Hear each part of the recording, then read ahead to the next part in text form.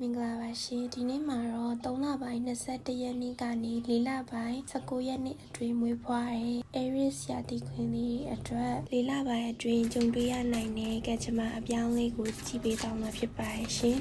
ပထမဆုံးအနေနဲ့4လပိုင်းရဲ့ပထမအပတ်ကိုကြည့်ပေးသွားမှာဖြစ်ပါတယ်ဒီအပတ်မှာတော့စိတ်ခံစားချက်ကထိရှလွယ်တာမျိုးကြုံတွေ့ရတတ်တယ်တကူခုဆိုရင်စိတ်ထိခိုက်လွယ်တာမျိုးတခြားလူတွေရဲ့စကားလုံးတွေကြောင့်ခံစားရတတ်တာမျိုးဖြစ်နိုင်တယ်ခံစားလွယ်ရာမျိုးဖြစ်နိုင်တယ်မိသားစုတငယ်ချင်းတွေနဲ့ပုံမနီးကပ်ခြင်းစိတ်တွေဖြစ်လာနိုင်ပါတယ်အဲ့ဒါကကြတော့အရင်ကစိတ်ထဲမှာအဆင်မပြေတဲ့အရာလေးတွေကပြန်လည်ပြီးတော့မှ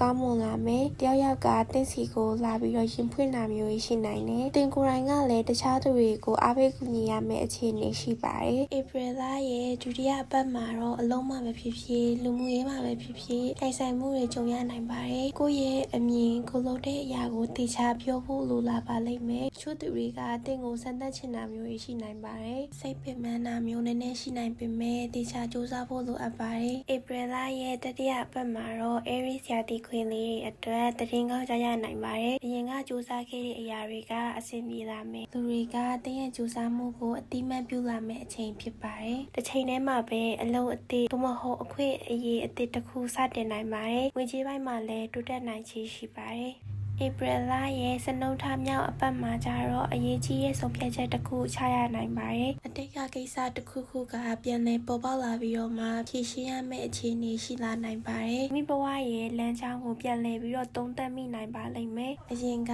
မှားယွင်းခဲ့တာတွေကိုလက်ခံလာပြီးတော့မှအသစ်စတင်ခြင်းစိတ်တွေပေါ်ပေါက်လာနိုင်ပါတယ်အဆက်အသွယ်ပြတ်သွားတဲ့သူတယောက်ယောက်နဲ့ပြန်လည်ပြီးတော့မှအဆက်အသွယ်ရလာနိုင်ပါတယ်ဧပြီလအကုန်လုံးမှာ Aries လီရဲ့ကံကပုံမှုပြီးတော့အဆင်ပြေချုံးမွေးလာပါလိမ့်မယ်